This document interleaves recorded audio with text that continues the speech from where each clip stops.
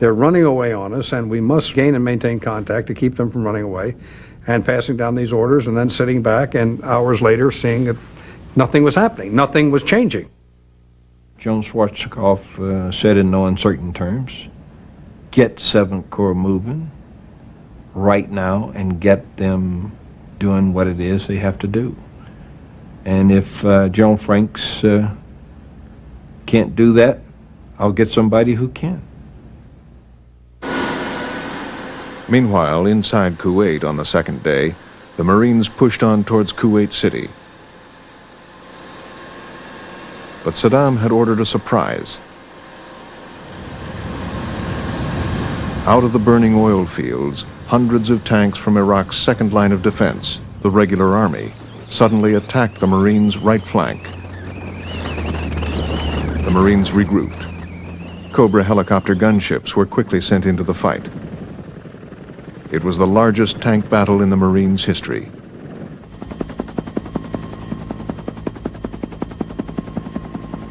We'd got the word that there was an Iraqi counterattack. As we arrived out there, we saw horizon to horizon Iraqi tanks, armored vehicles.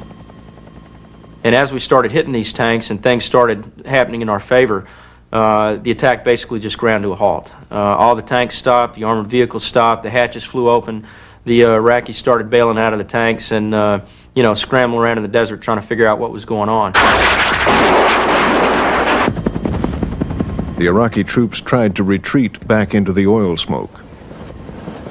It was like, something out of a, spaghetti western with the tripwire and the horses falling. It was, as you engage these troops with 20 millimeter, it was the first time I'd ever done that, and they just kind of pitch over in the desert. Over 100 armored vehicles were destroyed. Flying over the oil wells, it was like something out of Dante's Inferno. The thick black oil field smoke. A littered battlefield, burning tanks. Aircraft flying around. Very surrealistic, and you almost had to slap yourself in reality to go out there and do your mission.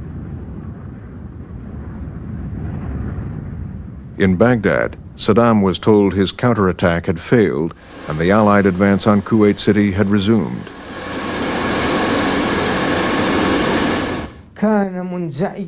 Saddam was very upset. He was deeply depressed, and for reasons known only to himself, he accused 5 top-ranking officers of betrayal and then ordered their execution. The sentence was carried out immediately by his personal guards.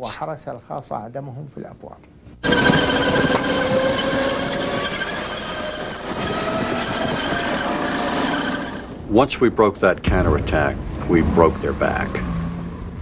That was the last gasp on their part to throw us back out of Kuwait. And from then on, we had a pretty straight shot into the city. But that night, one of the last Iraqi Scuds finally found its mark in Dhahran, Saudi Arabia.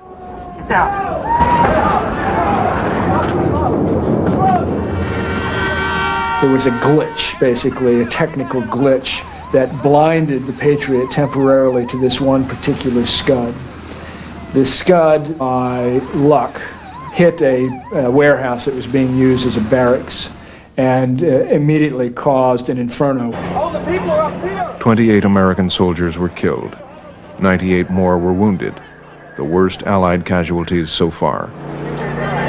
Had this catastrophe occurred right at the beginning of the war, it could very well have changed perceptions of the war, the cost of the war. It would have certainly caused doubts about the Patriot and might have caused the Israelis to leap into the war in ways that they didn't otherwise. So the fact that the tragedy in Dammam occurred when it did rendered it almost a footnote. Get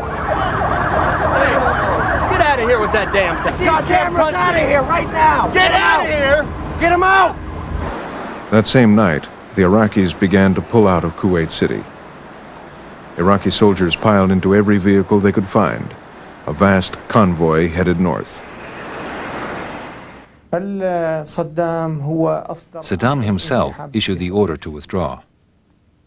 When the land assault started, he became desperate. He was now convinced that it was impossible for him to keep Kuwait.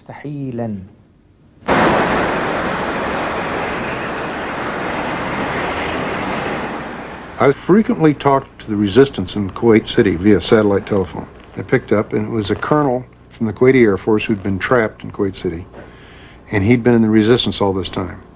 He started to tell me about the Iraqis forming up and fleeing the town. He became so emotionally happy, relieved, overjoyed about his country being freed, the terrible oppressors leaving. He started to cry. I'm embarrassed to say it, but I started to cry as well. I've never been so touched in my entire life. An F-15 crew, their aircraft laden with bombs for an attack into Iraq, was given a new mission. They were ordered to hit the convoy leaving Kuwait City and to stop it at all costs. As the crew walked to their aircraft, their commanding officer stopped them. He just received the first report of the casualties caused by the Scud that had landed on Dhahran. I told him of the importance of the mission. It's not just a retreating army. And these guys are rapists, killers, murderers. And coincidentally, a Scud had just hit Dhahran Airport and killed 60 Americans. And convinced them, and I'm sure that I did, that they needed to put some hate in their heart and go out and stop those son of a bitches from getting out of Kuwait. As we dove out of the clouds, the picture was absolutely astounding. There were thousands of headlights heading on every road that led north out of Kuwait City. It's almost like hitting the jackpot. I mean, there are vehicles all over the place. It is a very lucrative target. We had 12 500-pound bombs, and we elected to drop them 3 at a time. The bombs impact in a string right across the highway, with the center bomb impacting on in between 2 trucks, as a matter of fact, causing both of the trucks to burst into flame. Those first bombs destroyed the lead vehicles and created a huge traffic jam. Soon other aircraft arrived, their cluster bombs wreaking havoc on the stalled convoy below.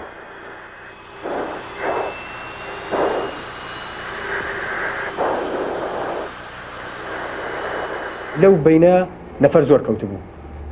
were many wounded people on the road, some of them without arms or legs. They were just stranded there, half dead. When they saw our car, they started to crawl towards us. We didn't have space for them. With all the strength they could muster, they were throwing themselves at the side of the car. The windows were smeared with blood. But we had no space. We had to drive on.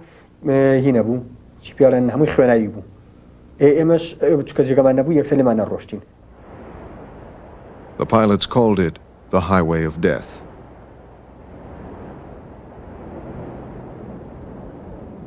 Three days into the land war, the army that had occupied Kuwait City for 7 months no longer existed as a fighting force. Thousands of footprints led off into the desert. Hundreds had been killed.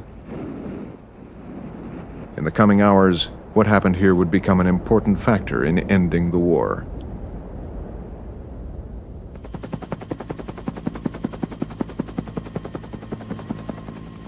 Why did we bomb them?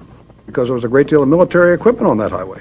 I had given orders to all of my commanders that I wanted every piece of Iraqi equipment that we possibly could destroyed. This was not a bunch of innocent people just trying to make their way back across the border to Iraq. This was a bunch of rapists, murderers, and thugs who had raped and pillaged downtown Kuwait City, and now were trying to get out of the country before they were caught. An American surveillance plane now recorded this radar image of the battlefield. It showed Saddam's best troops, the Republican Guard, were starting to escape.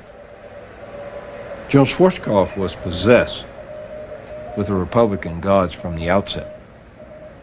I mean, it was as if This was Saddam's crown jewel. And any mention of the fact that the Republican Guards might slip away or might not be annihilated or destroyed was repugnant to Norman Schwarzkopf. It was now the third day of the land war, and 7 Corps had still not engaged the Republican Guard. Schwarzkopf was furious. Here we have the golden opportunity to accomplish far beyond our dreams what it is we set out to accomplish and to get this thing over once and for all very quickly. And it doesn't seem like we are able to capitalize on that opportunity. 7 Corps tanks were driving hard.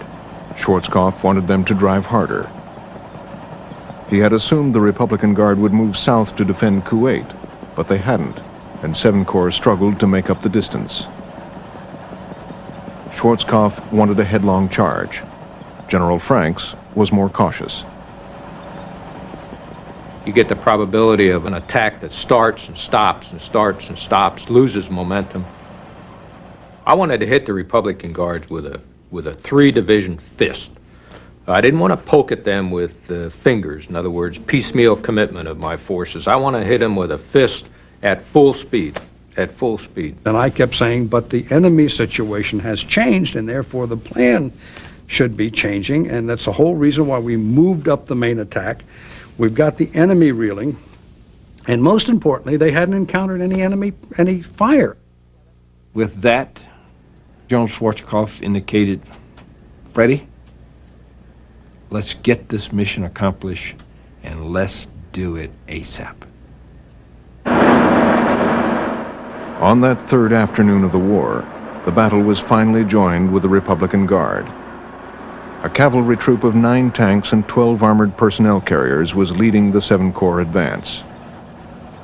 Ahead, behind a slight rise in the desert, Republican Guard tanks waited in ambush. As we crested the rise, my gunner identified tanks to our direct front, and he said, "Identified tanks." I yelled, "Fire!"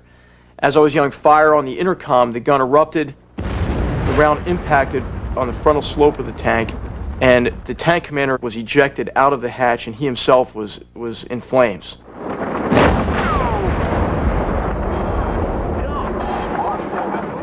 As the other tanks crested the rise, they began to select their targets and engaged in an almost simultaneous manner.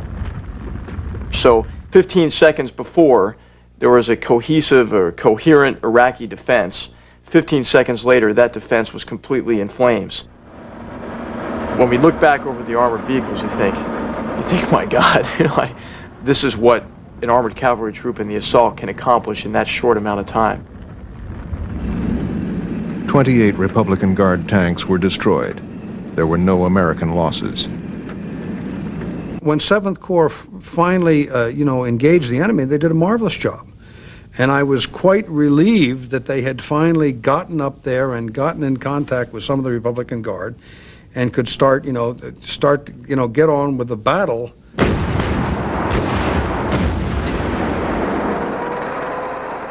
That night, 7 Corps routed an entire division of the Republican Guard. The other 5 Republican Guard divisions started a desperate retreat. But in Washington, there was already talk of ending the war. Colin Powell and Dick Cheney came over to the White House to give the president their daily report on how the war was going. And by that time, we knew both from the military reports and from satellites about the highway of death leading north out of Kuwait City and the incredible destruction of the Iraqi convoys and so on. We knew all this would eventually be on television. And I remember very clearly Colin Powell saying that this thing was turning into a massacre and that to continue it beyond a certain point would be un-American. And he even used the word unchivalrous. And he said that he thought that they were probably within 24 hours of concluding the war, of completing their objectives. 72 hours after crossing into Kuwait, the U.S. Marines were on the outskirts of Kuwait City. Destroyed Iraqi tanks lined the road. The Marine commander had once feared thousands of his troops would be killed, but only 28 had died. We had made arrangements for the Arab coalition forces to go into the city.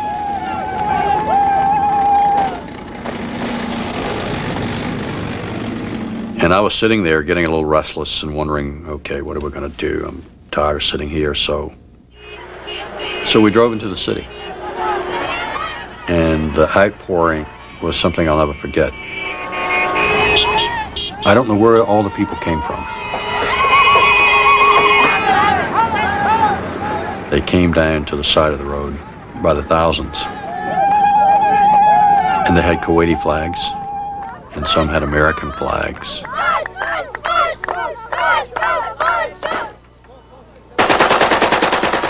Vehicles that the Iraqis hadn't stolen or destroyed, they had acquired some of those, so they were driving around us in this mad circle. I thought, sure, we were going to crush a vehicle.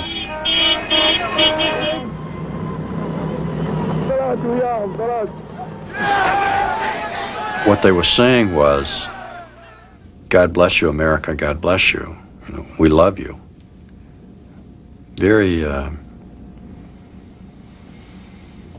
Very emotional moment for us after all of this.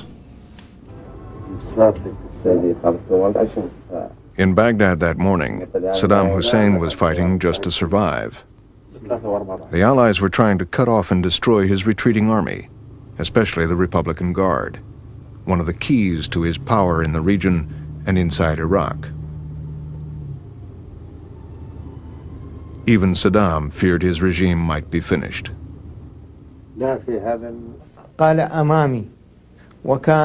He sat in front of me, and he was almost in tears. Not crying, but almost in tears. He said, "We do not know what God will bring upon us tomorrow." He was virtually collapsing. He had reached the depths. The Marines had liberated Kuwait City, but the most intense fighting of the war had yet to begin. The heavy armor of 7 Corps was chasing the Republican Guard. They had destroyed one division the night before. The remaining divisions were now trying to escape toward Basra, leaving behind only a rear guard to protect their retreat. As 7 Corps advanced, the Iraqi rear guard prepared for battle. Scores of tanks from the Republican Guard's Medina division dug in along a low ridge. The defensive line stretched for 6 miles. What happened next became known as the Battle of Medina Ridge. I know there's enemy out there, but I don't know where the heck they're at. And then, boom, we were in it. I look up, and it was about 3,700 meters away, and there's BMPs and T-72s sitting on the ridge. The whole brigade online, within 3 seconds, had let loose with their first rounds. Moving about 20, 25 miles an hour, like a cavalry charge towards the Iraqi emplacements. And all you could see every time we shot was a massive explosion. The guns on the American tanks had a range of around 2 miles, twice that of the Soviet-made Iraqi tanks. The turrets were flipping 40, 50 feet in the air. 11 tons of steel just, it was incredible to see a gun tube and the turret just spinning up in the air and landing hundreds of yards away from the vehicles.